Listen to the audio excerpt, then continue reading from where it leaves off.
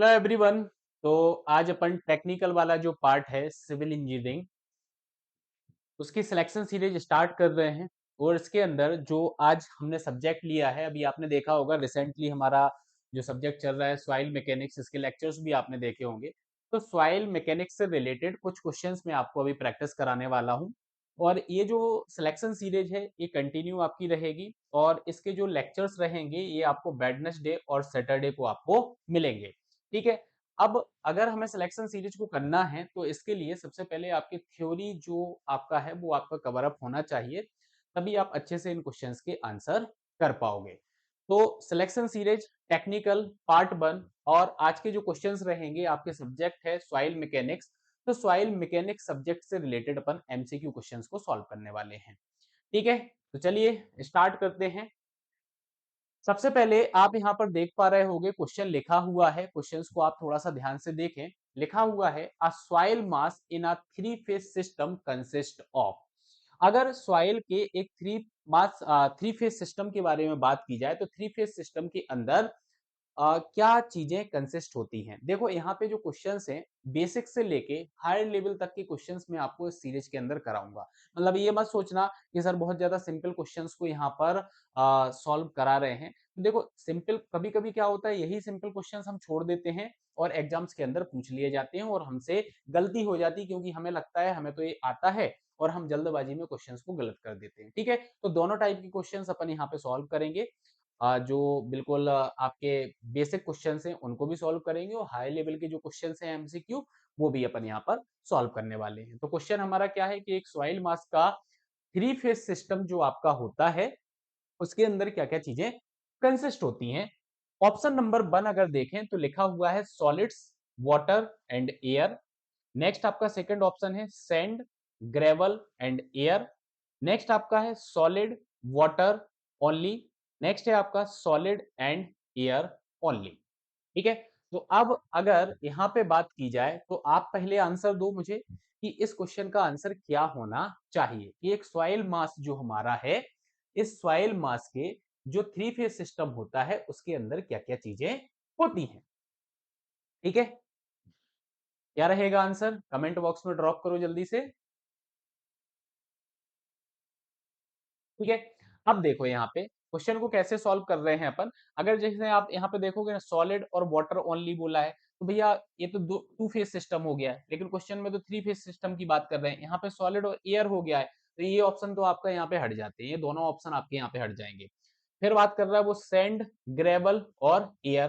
तो ये तो कहीं से कहीं तक डाइजेस्टिव नहीं है, सैंड, ग्रेवल और एयर। अब सैंड हो या ग्रेवल हो दोनों ही सॉलिड के ही पार्ट हो गए ना।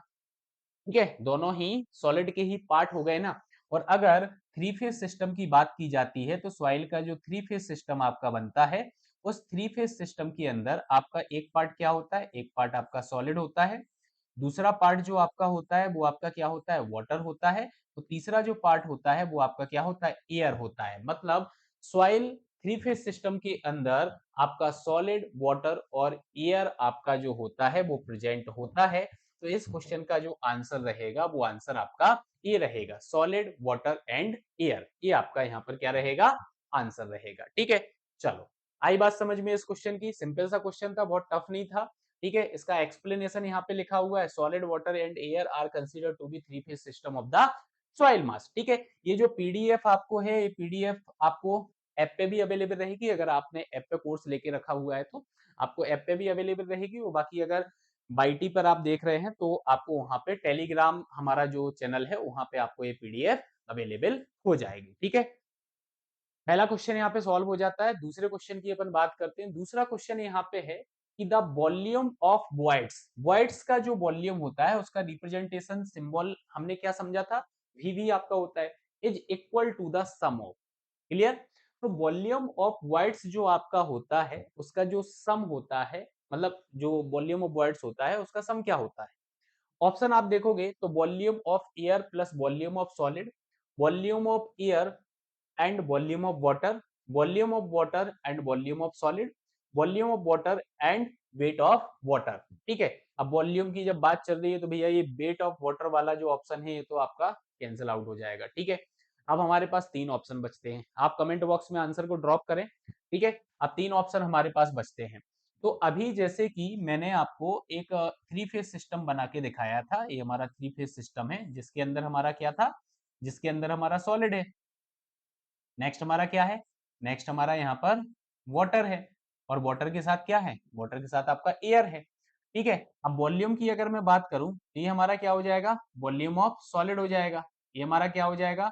वॉल्यूम ऑफ वाटर हो जाएगा, और ये क्या हो जाएगा? वॉल्यूम ऑफ एयर हो जाएगा। अब अपने को ये पता है कि अगर हम सॉइल की बात करें तो सॉइल के अंदर क्या होते हैं? सॉइल के अंदर वॉइड्स होते हैं वॉइड्स। तो वाटर और एयर जो आपकी होती है वो सॉइल वॉइड्स के अंदर प्रेजेंट होती है। तो अगर मैं वाटर और एयर जितने पार्ट में प्रेजेंट है, इसको अगर मैं टोटल वॉइड्स की बात करूं तो ये हमारा वॉल्यूम ऑफ वॉइड्स हो जाएगा। तो वॉल्यूम ऑफ वॉइड्स जो हमारा होगा वो हमारा किसके बराबर हो जाएगा? Volume of air plus volume of water के बराबर हो जाएगा। तो अब देखो इसमें कौन सा है? ये ऑप्शन आपका volume of air and volume of water, option number B जो आपका है वो आपका इस क्वेश्चन का क्या रहेगा? इस क्वेश्चन का करेक्ट आंसर आपका रहेगा, ठीक है? इस क्वेश्चन का जो करेक्ट आंसर है वो आपका क्या है? Volume of air plus volume of water, ये आपका करेक्ट आंसर रहने वाला है। क्लियर? आगे बढ़ते हैं। तो आगे इसका ये आंसर लिखा हुआ है, एक्सप्लेनेशन के साथ है, ठीक है? बाकी एक्सप्लेनेशन तो मैंने आपको यहाँ पे दे ही दिया है, ठीक है? ये आपका यहाँ पर आंसर नंबर बी आपका हो जाएगा। नेक्स्ट अगर मैं बात करूं तो नेक्स्ट क्वेश्चन अपना क्या है? The weight of total voids is equal to weight of water. क्या ऐसा बोल सकते हैं? या ट्रू और फॉल्स के फॉर्म में ये क्वेश्चन पूछा, उसने बोला weight of total voids, weight of total voids equals to weight of water, equals to sorry weight of water. ऐसा क्या आप बोल सकते हो? सही है या गलत है? हाँ, सही है या गलत है, बता सकते हो क्या? हाँ, बताओ जल्दी से क्या होगा? देखो इसको भी समझते हैं। अगर हम बात करें यहाँ पे फेज सिस्टम की, तो फेज सिस्टम के अंदर ये आपका क्या हो जाएगा? ये आपका सॉलिड हो जाएगा सॉलिड। और ये आपका क्या रहेगा? यहाँ पे आपका ये वाटर रहेगा। क्या रहेगा? वाटर। और यहाँ पे क्या रहेगा? आपका एयर रहेगा, ठीक है? यहाँ पे अगर मैं बात करूं तो ये हमारा क्या हो जाएगा? ये हमारा हो जाएगा वेट ऑफ सॉलिड। ये हमारा क्या हो जाएगा? Wait of water. और ये हमारा क्या हो जाएगा? वेट ऑफ एयर हो जाएगा। अगर मैंने अभी आपको टोटल वॉल्यूम ऑफ वॉइड्स की बात की थी पिछले वाले क्वेश्चन के अंदर, तो ये हमारा वॉल्यूम ऑफ वॉइड्स हो गया था। तो ये अगर मैं यहां से यहां तक की बात करूंगा तो ये हमारा क्या हो जाएगा? वेट ऑफ वॉइड्स हो जाएगा। ये क्या हो जाएगा? हमारा वेट ऑफ वॉइड्स हो जाएगा। अब उसने क्या बोला है कि टोटल वेट ऑफ वॉइड्स जो रहेगा वो किसके बराबर रहेगा? Weight of air plus wait of water. अब आप समझना, वेट ऑफ एयर जो आपका होता है वो आपका क्या होता है? इक्वल टू जीरो होता है। तो ये वाली टर्म आपकी क्या हो जाएगी? जीरो हो जाएगी। तो बचेगा क्या? Weight of voids equal to weight of water, यही बचेगा। तो यही तो वो बोल रहा है कि the weight of total voids is equal to weight of water. Yes, हो सकता है, ये हमने यहाँ पे देख लिया। तो ये हमारा क्या रहेगा? यहाँ ट्रू रहेगा, ठीक है? ये हमारा यहाँ पे क्या रहेगा? ट्रू रहेगा, ठीक है?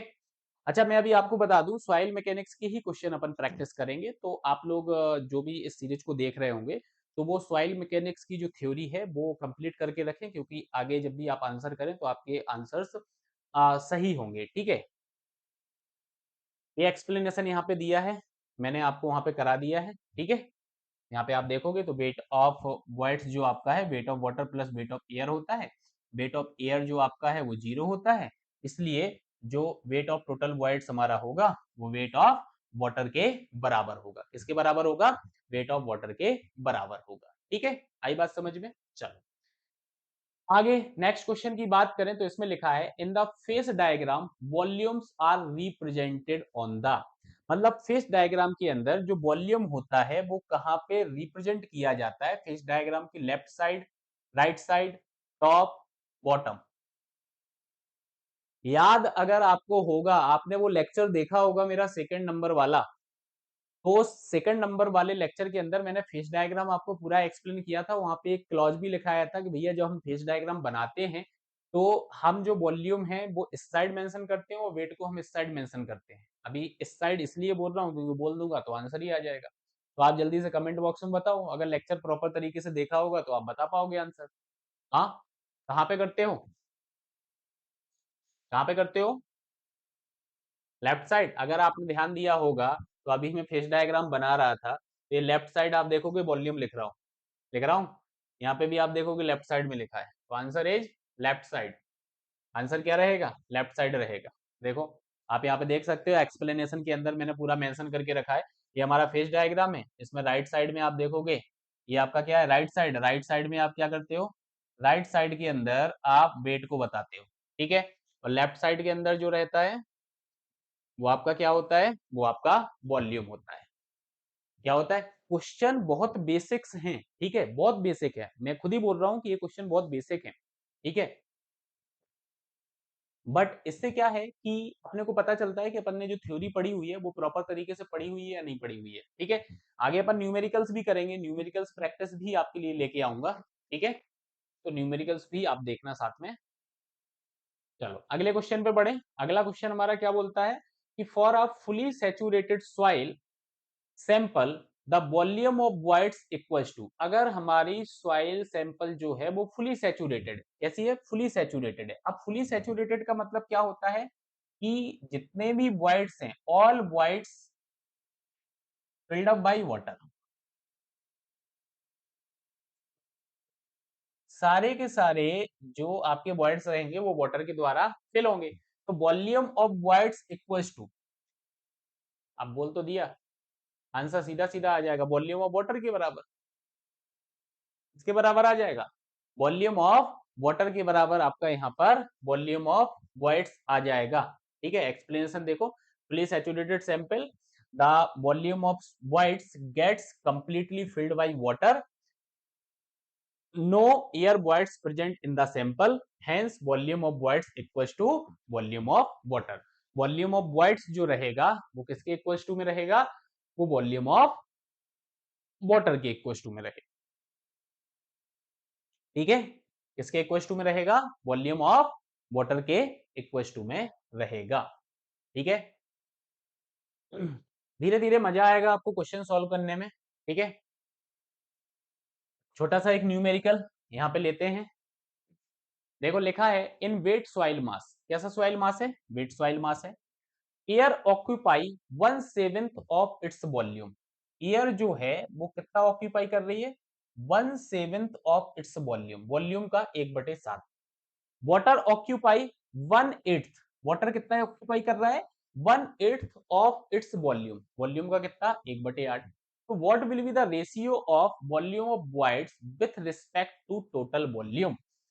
तो रेशियो बताना है volume of voids with respect to total volume, ये रेशियो की वैल्यू आपको बताना है। ऑप्शंस देखो ये लिखे हैं, जल्दी से बताओ सॉल्व करके, पेन और पेपर निकालो, ठीक है।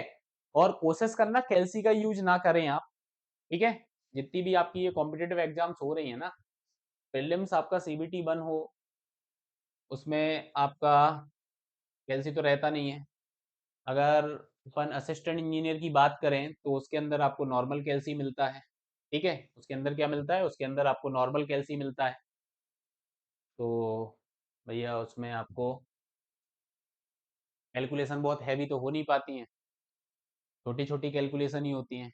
आ गया आंसर, बताएं जल्दी से क्या होगा, volume of voids to the total volume, आपसे रेशियो पूछा गया है, वेट सॉइल मास आपका है।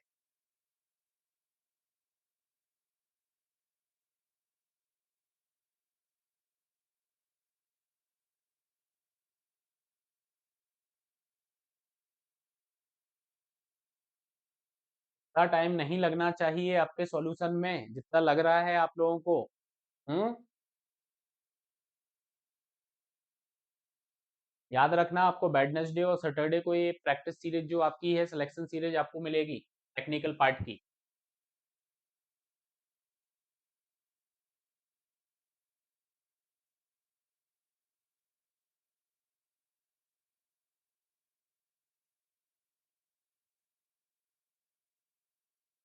देखो इसका सॉल्यूशन सिंपल सा, volume of air, volume of air जो आपका है, ठीक है, क्या है, यहाँ पे वॉल्यूम ऑफ वाटर लिख गया है, सॉरी फॉर डेट।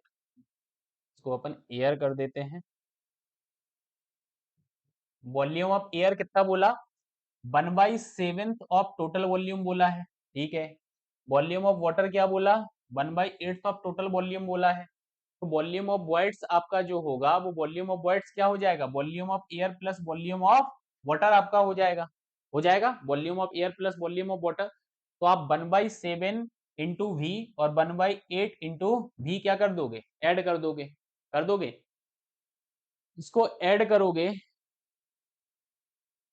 इसको ऐड करोगे तो आपकी वैल्यू जो आएगी वो आपकी क्या आ जाएगी? आप देखो यहाँ पे, volume of voids equals to 1/7 V plus 1/8 V आपका आ जाएगा, ठीक है। एलसीएम ले लोगे, ये आपका 56 हो गया, 8 प्लस 7 आपका हो जाएगा, और यहाँ भी आपका कॉमन निकल गया है। तो क्या आ जाएगा? 15 56 इंटू वी, उधर क्या चल रहा है? ये चल रहा है, ठीक है। रेशियो निकालना है, रेशियो सिंपली निकाल सकते हो, वी को इधर भेज देना, ये वी को आप इधर भेज देना, तो ये रेशियो में आ जाएगा। और अगर नहीं भेजना है तो आप सिंपली देख लो ऑप्शन किस फॉर्म में है। हाँ तो ठीक है, भेज दिया, तो इसको सॉल्व कर दो आगे, 15 डिवाइड बाई 56 कर दो। जैसे डिवाइड करोगे आपका ये निकल के आ जाएगा 0.268। तो इस क्वेश्चन का आंसर क्या हो जाएगा? 0.268। क्या हो जाएगा? 0.286, सॉरी 68 बोल रहा हूँ, 0.286 आपका इसका आंसर हो जाएगा, ठीक है। तो अभी जितने भी क्वेश्चन आपको मिलने वाले हैं ना, ये यहीं से मिलेंगे आपको। फेस सिस्टम जो आपका हो गया, कंसिस्टेंसी आपकी जो हो गई, इससे रिलेटेड ही अपन क्वेश्चंस को सॉल्व कर रहे हैं। देखो थ्योरी के साथ साथ क्वेश्चंस भी बहुत जरूरी हैं। थ्योरी तो हम पढ़ लेते हैं, बट क्वेश्चंस की प्रैक्टिस हमारी रह जाती है, तो हमें पता नहीं चल पाता है कि इस पर्टिकुलर जो टॉपिक है या पर्टिकुलर जो चीजें हमने थ्योरी में पढ़ी हैं, इससे हमारा जो क्वेश्चन है किस टाइप का एग्जाम में बनने वाला है, ठीक है। नेक्स्ट क्वेश्चन की अगर बात की जाए तो नेक्स्ट क्वेश्चन आपका क्या रहेगा?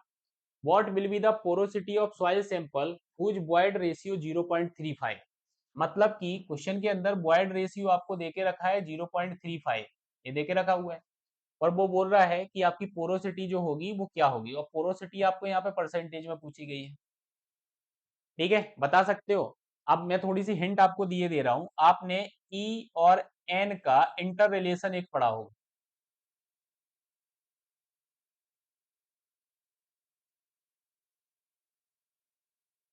ई और एन का आपने क्या इंटर रिलेशन पढ़ा होगा?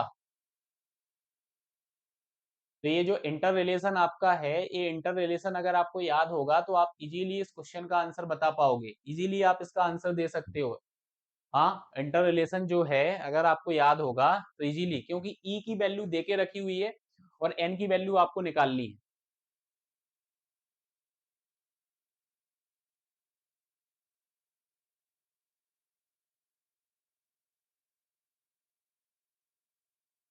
ऐसा कुछ होता है क्या? N equals to E upon 1 + E, ऐसा कुछ होता है क्या?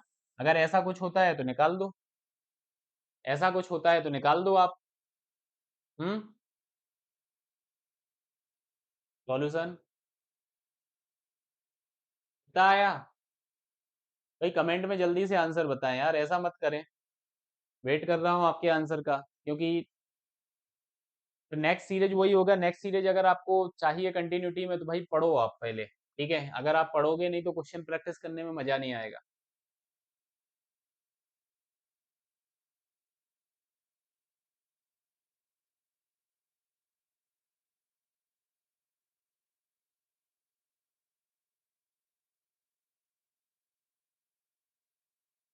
कितना आया? इसमें वैल्यू ही तो पुट करनी है, ये तो दे के ही रखा हुआ है ना 0.35। 0.35 आप वैल्यू पुट कर दो, आंसर आपका आ जाएगा। हाँ, आंसर आपका आ जाएगा। देखो अभी मैंने आपको बता भी दिया है, ई अपने को देके रखा हुआ है, अपने को ये रिलेशन पता है पोरोसिटी ऑफ वॉइड रेशियो के अंदर। इसके अंदर आपने वैल्यू पुट कर दी 0.35, 1 + 0.35, तो 0.35 डिवाइड बाई 1.35, तो ये आपका एन निकल के आ गया 0.259। लेकिन ऑप्शन आप देखोगे तो इसमें परसेंटेज में बात की गई है, तो जो आपका आंसर आया उसके अंदर 100 का मल्टीप्लाई आप कर दोगे तो आंसर आ जाएगा 25.9%। आंसर क्या आ जाएगा? 25.9% आपका ये जो है वो आंसर आपका आ जाएगा। ठीक है,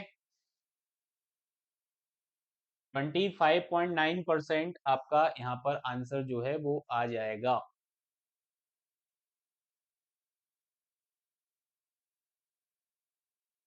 अगले क्वेश्चन पे चलें तो अगला क्वेश्चन है आपका, is independent of the total volume of the soil mass. Is independent of the total volume of the soil mass. क्या समझे? चार ऑप्शन दिए गए हैं यहाँ पर, bulk unit weight, dry unit weight, submerged unit weight of solids. अब इसमें लिंक करके देखो, bulk unit weight is independent of the total volume of soil mass, dry unit weight is independent to the total volume of soil mass, submerged unit wait, हाँ, unit weight of solid. अब पता है इसका अगर answer आपको देना है ना, तो आपको ये जो यूनिट वेट्स हैं ये आपको पता होना चाहिए। हाँ, ये आपको पता होना चाहिए। अब देखो, बल्क यूनिट वेट आपका क्या होता है, सब वेट पर यूनिट वॉल्यूम आपका होता है, तो बल्क यूनिट वेट आपका क्या होता है, हाँ, वेट अपॉन वॉल्यूम, यही होता है। ड्राई यूनिट वेट आपका क्या हो जाएगा, ड्राई यूनिट वेट आपका क्या हो जाएगा, ड्राई सॉइल का आपको वेट यहाँ पे लेना है, ड्राई सॉइल का वेट आपका क्या आ जाएगा,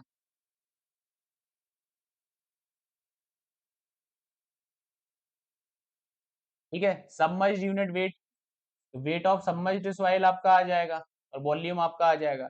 फिर बोला उसने unit weight of solid, unit weight of solid क्या आ जाएगा, weight of solid divide by volume of solid, यही आ जाएगा, यही आ जाएगा।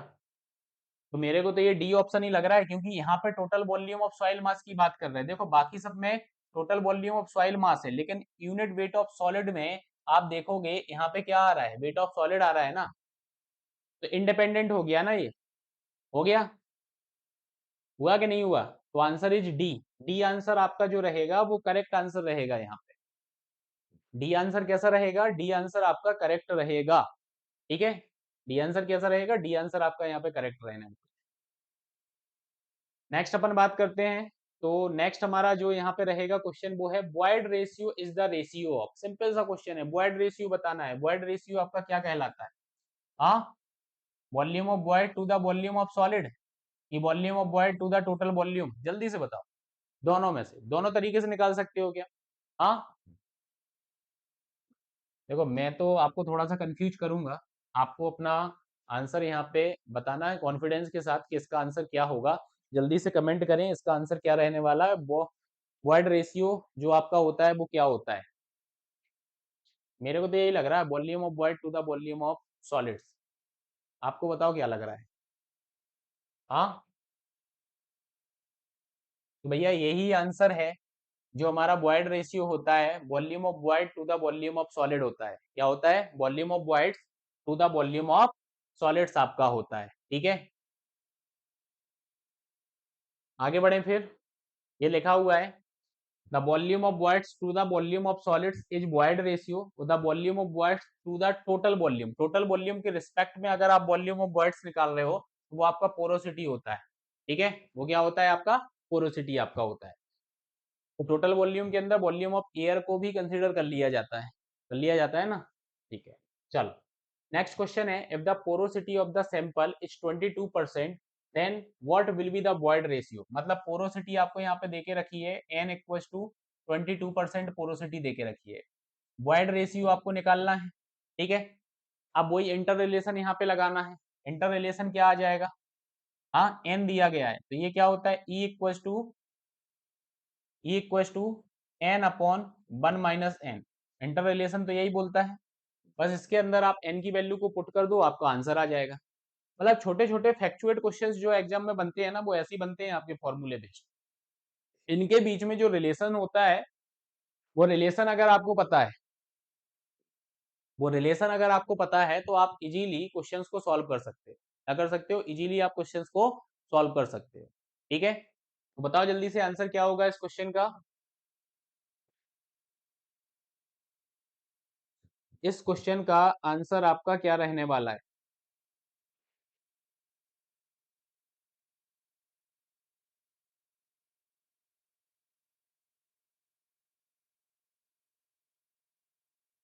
कर लिया सॉल्व, बताओ आंसर। ये लिखा हुआ है पोरोसिटी 22% है, ठीक है। परसेंट को सॉल्व कर लिया तो 0.22 हो जाएगा।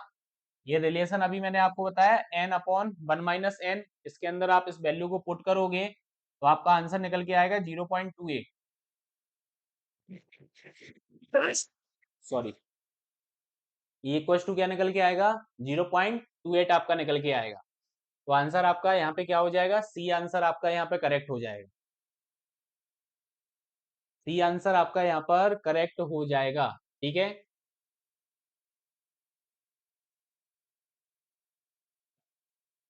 नेक्स्ट क्वेश्चन पर मूव करते हैं और नेक्स्ट क्वेश्चन हमारा यहाँ पर है, for a fully saturated soil sample the degree of saturation is. Fully saturated soil sample के लिए डिग्री ऑफ सैचुरेशन हमारा क्या होना चाहिए। तो ये चीजें मैंने आपको बताई थी कि जैसे कि आपकी एक सॉइल आपकी ड्राई होती है, एक आपकी सॉइल कौन सी होती है, एक आपकी पार्शियली सैचुरेटेड होती है, एक आपकी क्या होती है, पार्शियली सैचुरेटेड सॉइल होती है, ठीक है। नेक्स्ट आपका क्या होता है, फुली सैचुरेटेड सॉइल होता है। क्या होता है, फुली सैचुरेटेड सॉइल आपका होता है। अब ड्राई सॉइल मतलब अगर आपकी है, मतलब कि वाटर तो है ही नहीं इसके अंदर, तो डिग्री ऑफ सैचुरेशन आपका क्या रहेगा, 0 रहेगा। पार्शियली सैचुरेटेड है मतलब एयर भी है वाटर भी है, तो जो डिग्री ऑफ सैचुरेशन आपका रहेगा 0 से 1 के बीच में रहेगा। क्या रहेगा, 0 से 1 के बीच में रहेगा। और फुली सैचुरेटेड के केस में आपको बताया था कितना रहेगा, 1 आपका रहेगा। तो सिंपल सा आंसर है, आपको यहाँ पे टिक कर देना डी पर। फुली सैचुरेटेड सॉइल के लिए जो डिग्री ऑफ सैचुरेशन रहेगा वो 1 रहेगा, ठीक है। तो इस टाइप के क्वेश्चंस भी बन जाते हैं कभी कभी। सिंपल क्वेश्चंस तो कुछ ना कुछ तो आते ही है ना एग्जाम के अंदर, तो वो ऐसे मिल जाएंगे, ठीक है। नेक्स्ट क्वेश्चन की बात करें तो नेक्स्ट क्वेश्चन यहाँ पे है, if air content and degree of saturation are represented as Ac and S respectively, then the relationship between them. बताओ भैया, एयर कंटेंट आपको देके रखा हुआ है और degree of saturation S representation में है, इनके बीच में रिलेशन क्या है। हाँ, इनके बीच में रिलेशन आपका क्या है, एसी और एस के बीच में, ठीक है। आपने ध्यान दिया होगा तो मैंने, अगर आपने लेक्चर्स देखा होगा, मैंने लेक्चर्स डाले हुए हैं, लेक्चर्स आपने देखा होगा तो उसके अंदर मैंने बताया था कि एयर कंटेंट और डिग्री ऑफ सैचुरेशन का जो रेशियो होता है वो 1 आता है। और इस रिलेशन को मैंने प्रूफ भी करके आपको बताया था, ठीक है। एसी प्लस एस जो होता है 1 होता है। तो अब अगर मैं बात करूं तो एसी, एसी और 1 माइनस एस, इसको ऐसा लिख सकता हूं क्या, लिख सकता हूं ना। एस को उधर भेज दिया। अब देखो ये वाला तो होगा नहीं, ये होगा नहीं, ये ऐसा होता नहीं है। तो अपन ने जो अभी लिखा है AC equal to 1 minus S, ये आ जाएगा आपका आंसर यहाँ पे। बी नंबर वाला जो ऑप्शन है वो बी नंबर वाला ऑप्शन यहाँ पे क्या रहेगा, आपका आंसर रहेगा, ठीक है। बस थोड़े से क्वेश्चंस जो हैं इस प्रैक्टिस सेशन में थोड़े से कम है। नेक्स्ट जो रहेंगे आपके सीरीज के अंदर अपन max to max question solve करने की कोशिश करेंगे, ठीक है।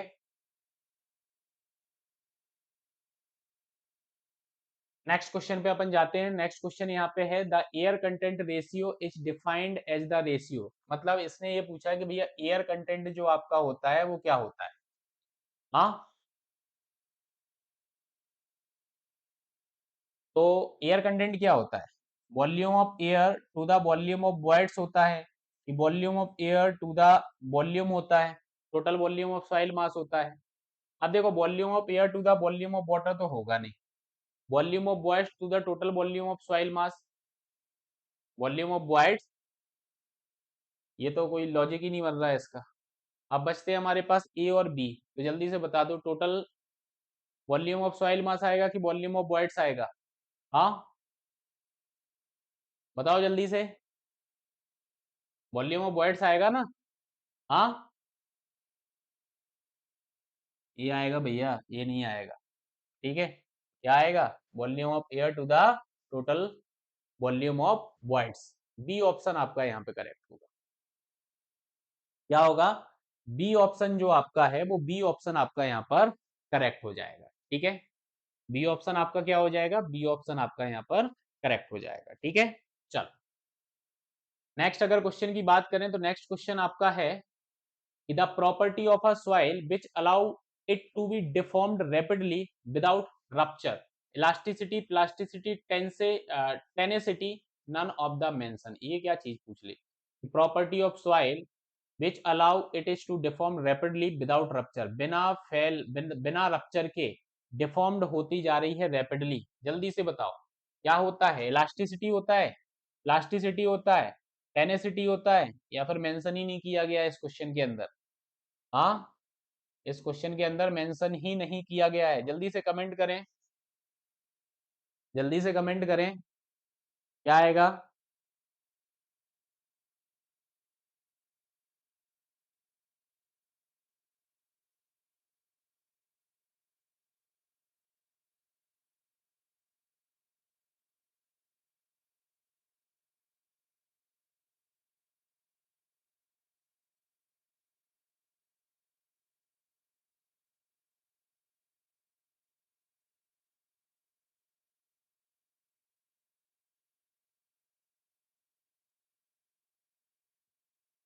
प्लास्टिसिटी।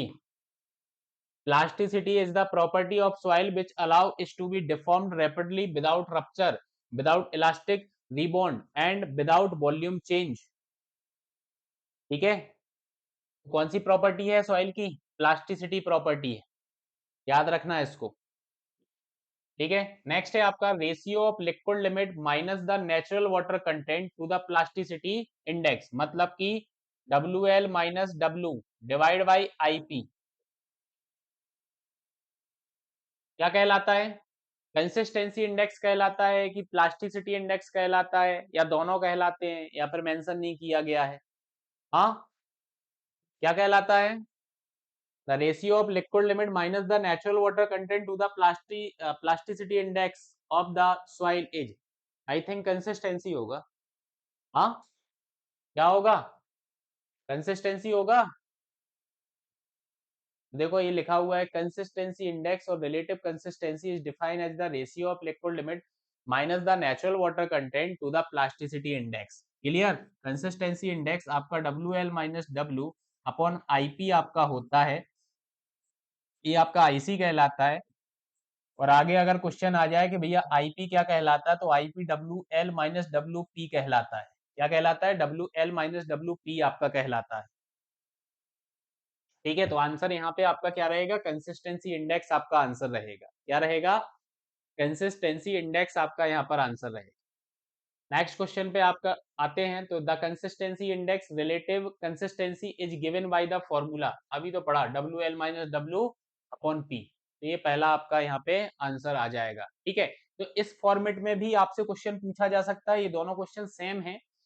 बताने की कोशिश ये की जा रही है कि भैया इस फॉर्मेट में भी ऐसा भी क्वेश्चन ये बना सकते हैं और इसके फॉर्म में भी ये क्वेश्चन बना सकते हैं। तो आपको दोनों चीजें पता होनी चाहिए।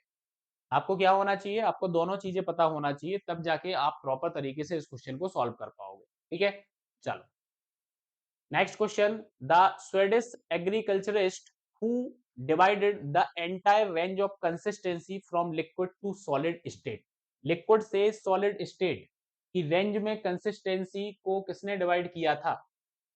डुपिट्स, लाप्लास, वॉसिंग्स और अटरबक्स। ये तो यार ये तो वही हो गया, लिक्विड और सॉलिड स्टेट, मतलब कंसिस्टेंसी से रिलेटेड बात की जा रही है। और कंसिस्टेंसी तो हमारे अटरबक्स जी ने दी थी। किसने दी थी? अटरबक्स जी ने दी थी। तो आंसर इसका क्या हो जाएगा? आंसर आपका अटरबक्स हो जाएगा। अब थोड़ा सा और इन्फॉर्मेशन आपको दे दूं, अटरबक्स जो थे ना, इन्होंने कंसिस्टेंसी की रेंज बनाई थी।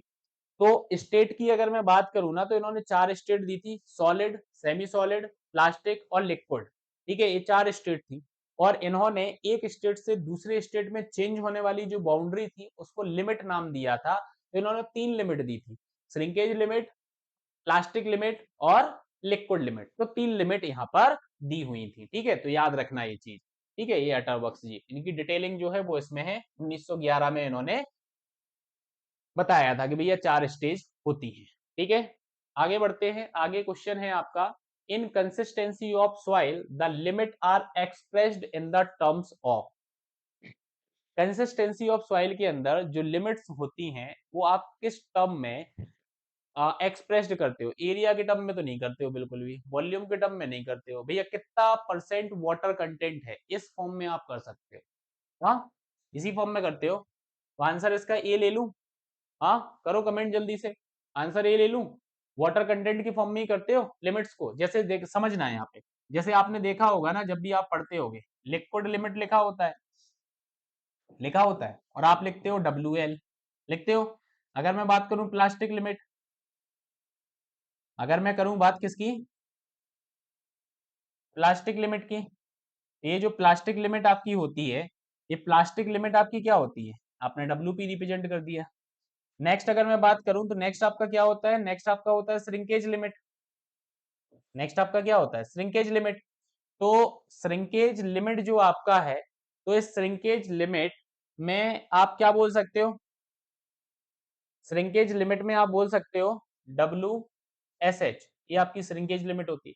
तो ये W क्या है, ये वाटर कंटेंट ही तो बताता है, water content eight liquid limit, water content eight plastic limit, water content eight shrinkage limit. तो आप परसेंट ऑफ वाटर कंटेंट के फॉर्म में ही तो बता रहे हो। आपने न्यूमेरिकल भी देखे होंगे, तो उसके अंदर भी ऐसा लिखा होता है WL 60%, WL WP 40% suppose, WSH 30% suppose. तो ये आप वाटर कंटेंट को परसेंटेज के फॉर्म में ही तो बता रहे हो, किस फॉर्म में बता रहे हो, परसेंटेज के फॉर्म में ही बता रहे हो। ठीक है, तो आंसर आपका वही आ जाएगा।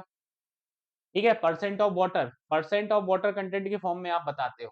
ठीक है, चलो अगले क्वेश्चन की बात करें। The grooving tools which is used for finding liquid limit, liquid limit को फाइंड करने के लिए हम कौन सा ग्रूमिंग टूल का इस्तेमाल करते हैं। ग्रूमिंग टूल की अगर बात की जाए तो यहाँ पे आप देखोगे एक तो लिखा हुआ है ASTM टूल्स, ग्रूविंग टूल्स, और ऑल ऑफ द मेंशन और नन ऑफ द मेंशन। अगर आपने अब पढ़ा होगा थ्योरी के अंदर, तो मैंने आपको बताया था कि जब भी हम लिक्विड लिमिट की बात करते हैं, तो लिक्विड लिमिट के लिए हम दो टाइप के टूल्स यूज करते हैं। पहला तो ASTM टूल्स आपका हो गया, ठीक है। ये ग्रूविंग टूल्स नहीं होता है, नाम है कि ग्रुप बनाना है, तो उसने ग्रूविंग टूल्स के नाम से दे दिया। आप यहाँ पे कंफ्यूज हो गए, ऑल ऑफ द मेंशन कर दो। ग्रूविंग टूल्स नहीं है, कैसा ग्रांडे टूल्स है, क्या है, कैसा ग्रांडे। तो आंसर तो आपका इसका क्या आ जाएगा, ASTM टूल्स आ जाएगा। ठीक है, क्या आ जाएगा, ASTM टूल्स आ जाएगा। याद रखना, ग्रूविंग टूल्स नहीं है वो कौन सा टूल्स है, कैसा ग्रांडे टूल्स है। तो कैसा ग्रांडे टूल्स अगर मेंशन करके वो देता, तो आप ऑल ऑफ द मेंशन पे कर सकते थे कि ऊपर जो मेंशन किए गए हैं वो आपके लिक्विड लिमिट फाइंडिंग में ग्रूविंग टूल्स है, या ग्रूविंग टूल्स को यूज किया जाता है। बट यहाँ पे क्या है, बट आपके यहाँ पे ग्रूविंग टूल्स लिखा हुआ था, तो ग्रूविंग टूल्स नहीं होता है, क्या होता है, कैसा ग्रांडे टूल्स होता है। तो ये आपका यहाँ पे क्या हो जाएगा, आंसर हो जाएगा। ठीक है, तो आज जैसा कि मैंने बोला था, थोड़े से कम क्वेश्चंस की प्रैक्टिस में करा रहा हूं। नेक्स्ट सेशन जो हमारा होगा उसके अंदर आपको max to max question solve कराने की मैं कोशिश करूंगा। ठीक है, अभी अपन इस सेशन को यहीं पे एंड करते हैं। ठीक है, नेक्स्ट सेशन के अंदर मतलब नेक्स्ट सेशन हमारा वेडनेसडे को होगा, जैसा कि मैंने आपको बताया कि जो भी प्रैक्टिस वाले सेशंस हमारे रहेंगे जिसके अंदर हम क्वेश्चंस प्रैक्टिस करेंगे, तो उन क्वेश्चन प्रैक्टिस का जो सेशंस रहेगा वो अपन कब लेने वाले हैं, अपन वेडनेसडे और सैटरडे लेने वाले हैं। तो वेडनेसडे और सैटरडे में आपको प्रैक्टिस सेशंस मिलेंगे, बाकी आपकी जो थ्योरी क्लासेस चल रही है वो theory classes as it is आपकी रहने वाली हैं। ठीक है, तो क्वेश्चन के लिए वही थ्योरी आप पढ़ते रहिए, और जब क्वेश्चन प्रैक्टिस हो तो आप इसमें ज्यादा से ज्यादा लोग लाइव रहें, जिससे क्या होगा कि आप लोगों को अच्छा लगेगा क्वेश्चन सॉल्व करने में। आपके जो भी डाउट रहेंगे क्वेश्चन से रिलेटेड, आप ऑन द स्पॉट मुझसे डाउट भी पूछ सकते हो। ठीक है, तो मिलते हैं नेक्स्ट सेशन में, नेक्स्ट प्रैक्टिस जो हम क्वेश्चंस की करने वाले हैं। फिर से मैं बता दे रहा हूँ, सब्जेक्ट हमारा सॉइल मैकेनिक्स ही रहेगा नेक्स्ट सेशन के अंदर भी। ठीक है, तो आप सॉइल मैकेनिक्स को पढ़ के रखें। ठीक है, सॉइल मैकेनिक्स पे ही अपन बात करेंगे, और थोड़े से न्यूमेरिकल्स की भी प्रैक्टिस अपन करेंगे उसके अंदर, MCQ टाइप जो क्वेश्चंस बनते हैं हमारे एग्जाम के अंदर, उनकी अपन प्रैक्टिस करेंगे। ठीक है, तो मिलते हैं अगले सेशन में।